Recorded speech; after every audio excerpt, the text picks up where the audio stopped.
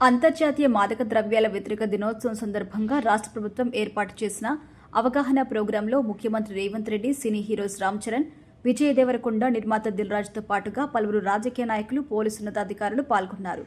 తెలంగాణను డ్రగ్స్ లేని రాష్ట్రంగా మార్చడానికి అందరం కృషి చేయాలని ఎఫ్డీసీ చైర్మన్ దిల్ రాజు అన్నారు. డ్రగ్స్ తీసుకుంటే టాలీవుడ్ నుండి బహిష్కరించే ప్రక్రియ తీసుకొస్తామని కూడా కామెంట్ చేశారు. మలయాళ చిత్ర పరిశ్రమలో డ్రగ్స్ వాడకాన్ని నియంత్రించడానికి కఠినంగా వ్యవహరించాలని ప్రొడ్యూసర్ కౌన్సిల్ తీసుకున్న నిర్ణయం తెలిసిందే. ఇకపై మలయాళ సినిమాలో పనిచేయాలంటే సెట్స్లో డ్రగ్స్ వినియోగం అనే ఒక కొత్త అఫిడవిట్పై సైన్ చేయాలని తీర్మానించారు. నటీనటులు, సాంకేతిక నిపుణులు, ఇతర సిబ్బంది తప్పకుండా ఈ నిబంధన పాటించాల్సి ఉంటుందని, లేదంటే షూటింగ్లో పాల్గొనడానికి అవకాశం లేదని చెప్పారు. అయితే తెలుగు సినిమా ఇండస్ట్రీలో డ్రగ్స్ తీసుకునే వారిపై నిషేధం విధిస్తామని దిల్ రాజు చెప్పారు. సీఎం రేవంత్ రెడ్డితో ఒకరోజు నేను ఫ్లైట్లో వైజాగ్ నుంచి హైదరాబాద్కి జర్నీ చేస్తున్నాను. తెలంగాణ రాష్ట్రంలో డ్రగ్స్ లేకుండా చేయాలి అని ఆ రోజు ఆయన నాతో ఒక మాట చెప్పారు. ఇది దాదాపు 9 నెలల క్రితం జరిగిన సంఘటన. చిన్నపిల్లల వరకు ఈ డ్రగ్స్ వెళ్లడం వల్ల మన ఫ్యూచర్ ఎలా ఉండబోతోంది, దాన్ని నిర్మూలించాలంటే అందరం కంకణం కట్టుకోవాలని ఆ రోజు నేను చాలా డీటెయిల్గా చెప్పడం జరిగింది. ఈ రోజు నేను ఈ ప్రోగ్రాంలో పాల్గొన్నందుకు సంతోషంగా ఉన్నాను.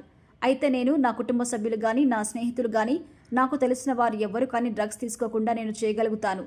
అలాగే ప్రతి కుటుంబంలో ఎవరికి వారు ప్రతిజ్ఞ తీసుకుంటే మన తెలంగాణ రాష్ట్రం మొత్తం డ్రగ్స్ లేకుండా చేయగలుగుతాం. ఇలాంటి అవేర్నెస్ మనకి ఎంత అవసరమని కూడా దిల్ రాజు చెప్పారు. ఈ మధ్య మలయాళం ఫిలిం ఇండస్ట్రీలో కూడా ఈ నిర్ణయం తీసుకున్నారు. ఆ ఇండస్ట్రీలో ఎవరైనా డ్రగ్స్ తీసుకున్నట్టు తెలిస్తే వారిని మలయాళ సినిమా నుంచి బహిష్కరిస్తారు. అలాగే తెలంగాణ ఎఫ్టీసీ తెలుగు చిత్ర పరిశ్రమ తరపున కోరుకునేది ఒక్కటే. అలాంటిది ఫిలిం ఇండస్ట్రీలో జరిగిందని తెలిస్తే డ్రగ్స్ని నిర్మూలించడానికి వాళ్ళని నిషేధించాలి. అప్పుడే ఈ సొసైటీకి, సినీ ఇండస్ట్రీ నుంచి కూడా ఒక మెసేజ్ వెళ్తుంది. ఎఫ్డీసీ నుంచి డెఫినెట్గా ఫిలిం ఇండస్ట్రీ పెద్దలతో మాట్లాడి తెలుగు సినిమాల నుండి కూడా అది పాటించేలా చేస్తాం. ఇది మన కర్తవ్యం.